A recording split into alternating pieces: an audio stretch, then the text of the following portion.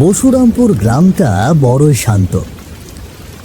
সেই সাথে সোনালি ফসলে ঢাকা ধান জমি আর আশপাশে থাকা দিঘিগুলোর টলটলে জল মিলিয়ে যেন এক মায়াবী পরিবেশের দেখা মেলে এখানে। এই গ্রামের বেশিরভাগ মানুষই বেশ সরল ধরনের, কোনো সাথে পাঁচে কেউ থাকে না। গ্রামের মানুষ যেমন মিলেমিশে থাকে, তেমনই গ্রামটাও নিজের প্রকৃতি সবার কাছে উন্মুক্ত করে দেয়। কিন্তু সব শান্ত পরিবেশের আড়ালে লুকিয়ে থাকে অশান্ত কোনো কিছু।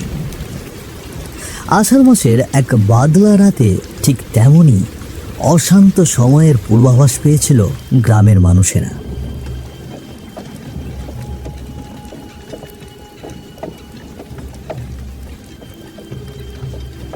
কারো জানা ছিল না, এমনকি গারোয়ান ভূপেন নিজেও কখনো ভাবতে পারেনি একটা লাশ পারাপার করতে গিয়ে এমন অসমাপ্ত কাহিনীর সূচনা হবে। তবে শেষ পর্যন্ত যা ঘটতে চলেছে তা যেমন ভয়ানক, তেমনই করুণ আর দুঃখজনক।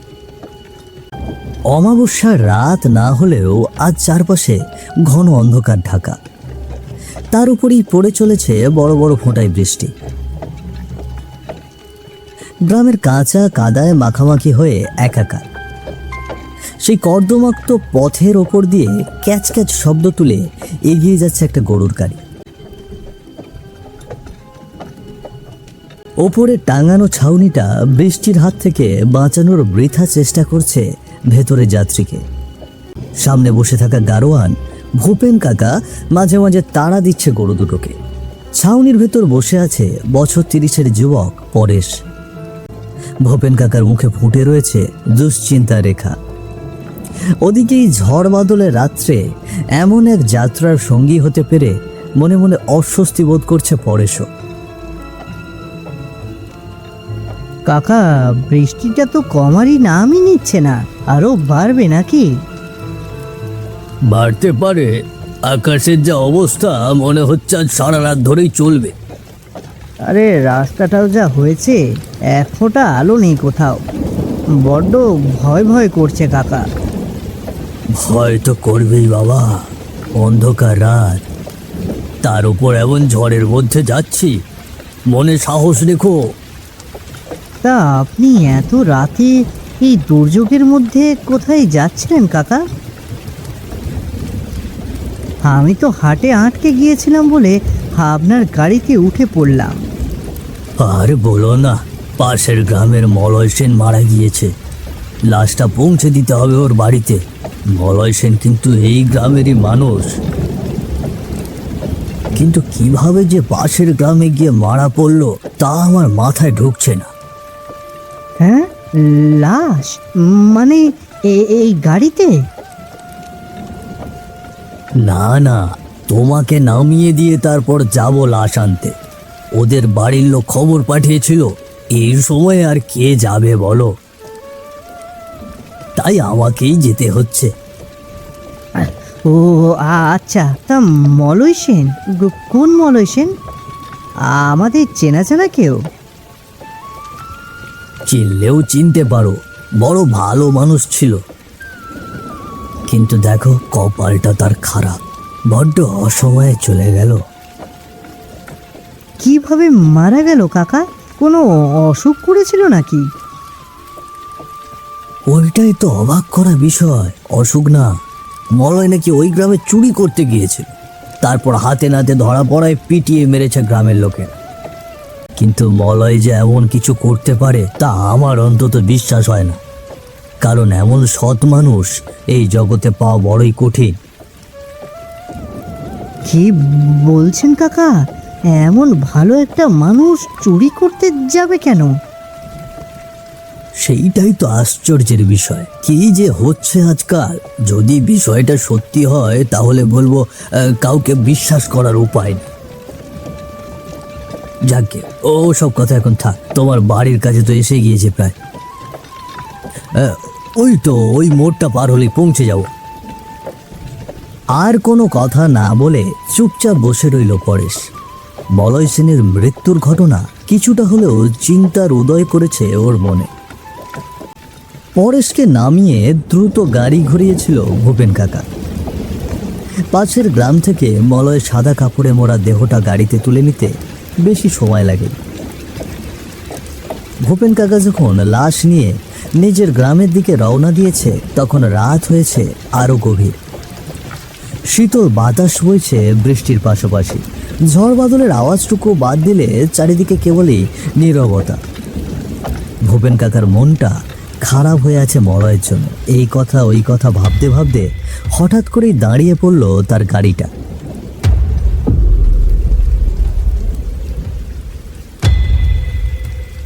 গরু দুটো কিছুতেই আর এগোতে চাইছে না।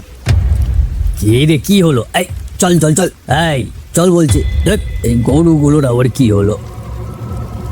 গাড়ির কিছুটা সামনে রাস্তার মাঝখানে দাঁড়িয়ে আছে কেউ একজন।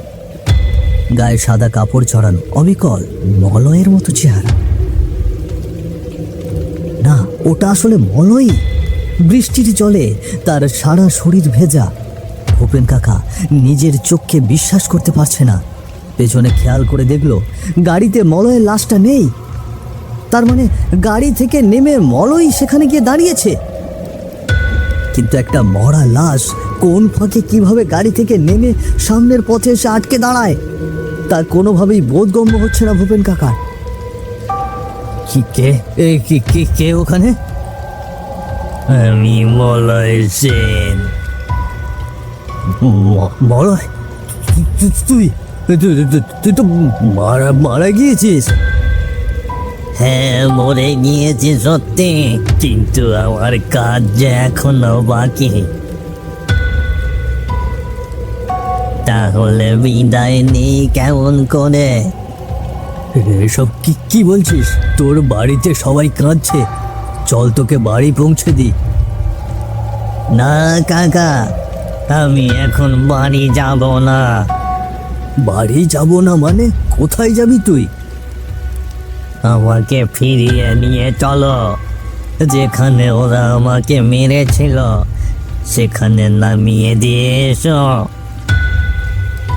না না, এ হতে পারে না, আমি পারবো না। তুই মরে গিয়েছিস, তোর জায়গা এখন শ্মশানে, নইলে যে আমার অমঙ্গল হবে। আমার কাজ শেষ হয়নি কাকা, ওদের শাস্তি না দিয়ে আমি বাড়ি যাব না। আমাকে নিয়ে চলো। আমার ভয় করছে বাপ, তুই গাড়িতে উঠে আয়, আমি তোকে বাড়ি পৌঁছে দিই। এরকম করিস না। ভয়ের কিছু নেই কাকা, শুধু আমাকে ফিরিয়ে নিয়ে চলো, আমার বিচার আমি করে নেব। মলয়কে দেখে ভূপেন কাকার মনে হলো ওর মধ্যে প্রতিশোধের আগুন জ্বলছে। ওকে আর বাধা দেওয়া যাবে না, সে নিজের প্রতিশোধ নিজেই নিয়ে ছাড়বে। সকাল হতেই সারা গ্রামে মুখে মুখে ছড়িয়ে পড়েছে গত রাতের ঘটনা। বৃষ্টি থেমে গিয়েছে বটে, কিন্তু আকাশটা মেঘলা হয়ে আছে। গ্রামের পুকুর ঘাটে দাঁড়িয়ে গল্প করছে যোগেশ আর সনাতন। তাদের আলাপের বিষয়বস্তু গতকাল রাতের ঘটনা। দুজনেই বেশ অবাক, কেননা ভূপেন কাকার মতো একজন শক্ত মনের মানুষ যে এইভাবে ভয় পেতে পারে এটা গ্রামের কেউই কল্পনা করতে পারেনি। যোগেশ আর সনাতন শুনেছে গত রাতে নাকি বাড়ি ফিরে উঠানেই অজ্ঞান হয়ে পড়েছিল ভূপেন কাকা। গ্রামের মানুষদের কাছে তারা শুনেছে জ্ঞান ফেরার পর থেকেই নাকি ভূপেন কাকা শুধু বলেই চলেছে মলয়ের লাশের কথা। এই অদ্ভুত ঘটনা নিয়ে গ্রামের আর সবার মতোই একটা চাপা উত্তেজনা আর আতঙ্ক কাজ করছে যোগেশ আর সনাতনের মধ্যে। সনাতন দা, গত রাতে তো ভয়ানক ঘটনা ঘটে গেল শুনেছি। আরে সারা গ্রামে তো এই নিয়ে আলোচনা চলছে। লোকটা নাকি হয়ে কাঁপতে কাঁপতে বাড়ি ফিরেছে। শুধু তাই নয়, শুনছি কাকি নাকি বলছে বাড়ি ফিরেই উঠোনে অজ্ঞান হয়ে পড়েছিল ভূপেন কাকা। জ্ঞান ফেরার পর থেকে আবল তবল বকে চলেছে। কি বলছে? ওই তো বলছে যে মলয়ের লাশ নাকি গাড়ি থেকে নেমে ওর সামনে এসে দাঁড়িয়েছিল, কথাও বলছিল নাকি ওর সাথে। তারপর ভয়ে পালিয়ে এসেছে ভূপেন কাকা। বলিস কি রে, মোরা মানুষ আবার কথা বলে নাকি? নির্ঘাত ভয় পেয়ে উল্টো পাল্টা দেখেছে। কাকার বয়স তো কম হলো না। আমার মোটেও তা মনে হয় না। ভূপেন কাকা এই বয়সেও কত শক্ত মনের মানুষ জানোই তো। তাছাড়া মিথ্যেও বলতে শুনিনি কোনোদিন। লাশ নিয়ে মানুষটা কত জায়গায় গিয়েছে এর আগেও, শ্মশানেও রাত কাটিয়েছে। তার কি এত সহজে ভয় পাওয়ার কথা? তুই ঠিকই বলেছিস। তাহলে কি মলয়ের ঘটনাটা সত্যি? আমারও ওটাই বিশ্বাস, কিন্তু মলয়ের লাশ হঠাৎ অমন করলো কেন তা আমার মাথায় ধরছে না। তবে ভূপেন কাকাকে নাকি কার ওপর প্রতিশোধ নেওয়ার কথা বলেছে মনে হয়। প্রতিশোধ? তার মানে মলয়কে কেউ ফাঁসিয়েছে? শুনেছি তাকে নাকি চোর অপবাদে মেরেছে মানুষ। অপবাদ বলছি কারণ বিষয়টাকে আমার অপবাদই মনে হচ্ছে। মলয় সেন তো ভালো মানুষ বলেই জেনে এসেছি এতদিন। গরিব হতে পারে, কিন্তু চুরি করার মতো মানুষ সে নয়। আমিও সেটাই ভাবছি। পুরো ব্যাপারটাই বড় সড়ো গন্ডগোল রয়েছে। তবে ভূপেন কাকাও বড্ড ভয় পেয়েছে বুঝলে। সে নাকি বলেই দিয়েছে আর জীবনেও লাশ পাড়াপাড়ের কাজ করবে না। রাতে গরুর গাড়ি চালানোই হয়তো ছেড়ে দেবে। যা ভয় পেয়েছে মানুষটা, তাতে আর কিছুই বলা যায় না। এখন দেখার বিষয় মলয়ের আত্মা কি করে। লাশ যখন জেগে উঠেছে, কিছু না কিছু তো একটা করবেই। ঠিক বলেছ, আমিও ওটাই ভাবছি। কখন যে কি ঘটবে কে জানে। সেদিন রাতে আকাশ কাঁপিয়ে আবারও বৃষ্টি নামলো। ক্ষণে ক্ষণে বিদ্যুতের ঝলকানি আর মেঘের গুরু গুরু শব্দে কেঁপে উঠেছে চারিদিক। পাশের গ্রামে নিজেদের বাড়িতে বসে তাস খেলছে দুই ভাই, রবিন আর রঘু। মলয়ের মৃত্যু নিয়ে তাদের মনে বিন্দুমাত্র অনুশোচনা কাজ করছে না। তারা মজে রয়েছে মজ মস্তিতে। সামান্য কিছু টাকার জন্য একটা মানুষকে চোর সাজিয়ে দুনিয়া থেকে সরিয়ে দিয়েছে তারা। কিন্তু রমেন আর রঘু জানতো না ওদের সেই হাসির আয়ু আর বেশিক্ষণ নেই। বেটা মরে গিয়ে বেঁচেছে, বড্ড টাকার জন্য জ্বালাতন করছিল। ঠিকই বলেছিস। এই চোর অপবাদ দেওয়ার কাজটা একেবারে খুব সহজ হয়ে গেল। গ্রামের মানুষ যা করার করে দিয়েছে। আমাদের বুদ্ধির কাছে পারবে নাকি? দেখ, টাকাও দিতে হলো না, আবার কাঁটাও দূর হয়ে গেল। হ্যাঁ, একদম ঠিক বলেছিস। এখন কেউ আমাদের কাছে টাকা চাইতে আসার আগে 10 বার ভাববে। আচ্ছা, কোনো শব্দ শুনতে পাচ্ছিস? হ্যাঁ, কোথায়? না তো, আমি তো কিছু শুনতে পাচ্ছি না। ওই হয়তো ঝড়ের জন্য জানালায় হাওয়া লাগছে। না রে, ওটা নয়। মনে হলো কেউ যেন ঘরের ভেতর ফিস ফিস করে কথা বলছে। আরে খুশিতে কি পাগল হয়ে গেলি নাকি? যে ভুলভাল শুনছিস বাদ দে তো। এখন নে, চল চল আর একটা দান খেলা যাক। ঠিক তখনই ঘরের মধ্যে আবির্ভাব ঘটলো একজন মানুষের। না, ঠিক মানুষ বলা যাবে না। কোনো মানুষের পক্ষে এভাবে আসা সম্ভব নয় বলেই মনে হলো রমেন আর রঘুর। তারা দেখলো গায়ে সাদা কাপড় জড়ানো ওটা আর কেউ নয়, স্বয়ং মলয় সেন, অর্থাৎ মলয় সেনের প্রেতাত্মা।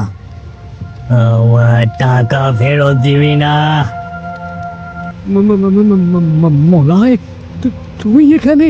তুই তো মরে গিয়েছিস, তুই বেঁচে ফিরলি কিভাবে? মলয়, আমরা তো তোকে মারিনি, তাই না? আরে আরে তোকে তো মেরেছে গ্রামের লোক। তুই তুই তুই কেন এখানে এসেছিস? তোরা আমাকে চোর বানিয়েছিস। তোরাই আমাকে গ্রামের মানুষদের দিয়ে মেনে ফেলেছিস। আমার টাকাগুলো আত্মসাৎ করেছিস তোরা। আমাদের ক্ষমা করে দে মলয়, আমরা বড় ভুল করেছি। ক্ষমার সময় শেষ হয়ে গিয়েছে, এখন শুধু বিচারের সময়। আমাদের ছেড়ে দে, আমরা তো সব টাকা ফেরত দিয়ে দেব। আমার টাকার আর দরকার নেই। আমার যা দরকার তা হলো শান্তি। আরে তোদের শাস্তি না দিয়ে আমার শান্তি হবে না।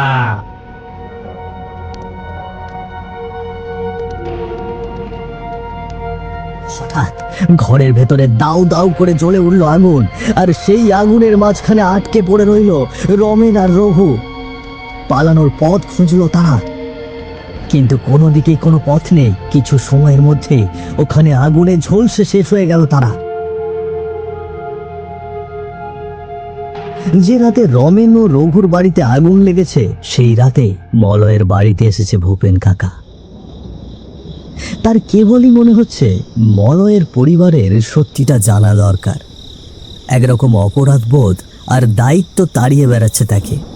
তাই সে ঠিক করলো, যা দেখেছে যা শুনেছে সবকিছুই মলয়ের স্ত্রী আর মাকে গিয়ে বলবে। শরীরটা একটু ভালো হতেই রাতেই চলে এসেছে মলয়ের বাড়িতে। ঘরের ভেতরে মলয়ের মা সারদা ও স্ত্রী মালতীর সাথে কথা বলছে ভূপেন কাকা। তবে ভূপেন কাকাকে এই অসময়ে দেখে তারা বেশ অবাক হয়েছে। কাকা, আপনি এত রাতে? আমি আর থাকতে পারলাম না মা, তোমাদের কিছু বলার ছিল। কি কথা বলুন তো? আমার ছেলের দেহটা যে হারিয়ে গেল, মলয় কোথায়? ওর কি কোনো খবর পাওয়া গেল? আমি জানি মলয় কোথায় আছে। মলয় আমার সাথে কথা বলেছে। কথা বলছে? কি বলছেন আপনি এসব? হ্যাঁ মা, মলয়ের লাশটা আমার গাড়ি থেকে নেমে গিয়েছিল। আমাকে বলেছিল ও এখন বাড়ি ফিরবে না। আমার ছেলে তাহলে বেঁচে আছে, কিন্তু কিন্তু কেন ফিরবে না আমার ছেলে? আমরা তো ওর জন্য অপেক্ষা করে আছি। মলয় যদি জেগে উঠেই থাকে, তাহলে কোথায় চলে গেল সে? মলয় আসলে বেঁচে ওঠেনি, ও এখনো মৃতই রয়েছে, কিন্তু ওর লাশ জেগে উঠেছে। বলা যায় ওর প্রেতাত্মাই দেহটাকে আপাতত চালনা করছে। মলয় বলল ওর কাজ শেষ হয়নি। যারা ওর ওপরে অবিচার করেছে তাদের শাস্তি না দিয়ে ও ফিরবে না। কি বলছেন? তার মানে কি ওই গ্রামে আমার স্বামীকে ষড়যন্ত্র করে মেরে ফেলা হয়েছে? হ্যাঁ, আমারও তাই ধারণা। মলয় ওদের ওপর প্রতিশোধ নিতে গিয়েছে, কিন্তু শুধু তাই নয় মা। আর কি বলেছে আমার ছেলে? আমি যখন মলয়কে নিয়ে আসার চেষ্টা করেছিলাম, তখন মলয় বলেছে চোর অপবাদ নিয়ে আমি নিজের বাড়ির চৌখাটে পা রাখবো কি করে? আমার মা, আমার বউয়ের সামনে আমি এই কলঙ্ক নিয়ে কি করে দাঁড়াবো? আমার স্বামী এই লজ্জায় পেরেনি। হ্যাঁ মা, ওর আত্মসম্মান বোধ খুব প্রবল। সে তো তোমরা জানোই। আমাকে মলয় বলল আগে নাকি সে নিজেকে নির্দোষ প্রমাণ করবে, তারপর নিজেই সম্মান নিয়ে বাড়ি ফিরবে। আমার ছেলেটা মরে গিয়েও এত কষ্ট পাচ্ছে। আমরা তো জানি ও নির্দোষ। তোমরা চিন্তা করো না, কাজ শেষ হলে মলয় ঠিক ফিরবে, সে কথা দিয়েছে। রাতের অন্ধকার কেটে গিয়ে ফুটতে শুরু করেছে ভোরের আলো। আকাশটা একদম পরিষ্কার, যেন গত রাতের তাণ্ডবের কোনো চিহ্নই নেই। সারা রাত জেগে থাকার পর মালতী আর সারদা দেবী ভোরের আলো ফোটার সাথে সাথেই ঘরের বাইরে বেরিয়ে এসেছে। তাদের মনে ক্ষীণ আশা হয়তো মলয় ফিরে আসবে। উঠানে এসে তারা যা দেখলো তাতে ওদের নিঃশ্বাস বন্ধ হয়ে যাওয়ার উপক্রম। কেননা তাদের সমস্ত অপেক্ষা আর সমস্ত কষ্টের যেন অবসান ঘটল এক মুহূর্তে। এক অবিশ্বাস্য দৃশ্যের সাক্ষী হলো ওরা। উঠানে শুয়ে আছে মলয়ের নিথর দেহ। সারা শরীরটা পরিষ্কার, যেন যত্ন করে স্নান করিয়ে দিয়েছে কেউ। এমনকি মুখেও কোনো আঘাতের চিহ্ন নেই, কোনো যন্ত্রণা বা কষ্টের ছাপও নেই। মনে হচ্ছে মলয় যেন গভীর ঘুমে আচ্ছন্ন। তুমি ফিরে এসেছো। আমার খোকা, আমার মানিক ফিরে এসেছিস বাবা।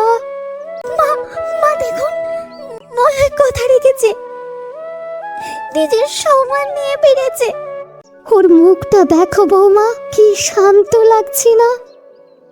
যেন যেন সব জ্বালা জুড়িয়ে গেছে ওর। তার মানে ওর বিচার নিশ্চয়ই শেষ হয়েছে মা। ও এখন শান্তিতে ঘুমোচ্ছে। হে ভগবান, তুমি আমার ছেলের আত্মাকে শান্তি দিও ভগবান, তুমি আমার ছেলের আত্মাকে শান্তি দিও। আমার স্বামী চোর নয়, আর কি কেউ বিশ্বাস করুক বা না করুক, এটাই সত্যি। হ্যাঁ বৌমা, চলো, ওর সৎকারের ব্যবস্থা করতে হবে। সম্মানের সাথেই আমার ছেলে শেষ যাত্রা করবে। যদিও কথাগুলো বলল সারদা দেবী, কিন্তু সে আর বৌমা মিলে তখনও স্থির হয়ে রইল ছেলের মরদেহের পাশে। যেন ঘরের ছেলে ঘরে ফিরেছে, তার কাছ থেকে আর সরতে চাইছে না কেউই। ওদিকে রমেন আর রঘুর আগুনে পুড়ে যাওয়ার মৃত্যুর খবরও ততক্ষণে গ্রামে এসে পৌঁছেছে। শুনেছে সারদা আর মালতীও। এই খবর শোনার পর থেকেই সবাই নিশ্চিত হয়ে গিয়েছে আসলে কি ঘটেছিল মলয়ের সাথে। তার মৃত্যুর পিছনে কাদের হাত ছিল, সবই এখন পরিষ্কার। তবে যেটাই হোক না কেন, পৃথিবী থেকে চির বিদায় নিলেও অবশেষে নিজের সম্মান ফিরে পেয়েছে মলয় সেন।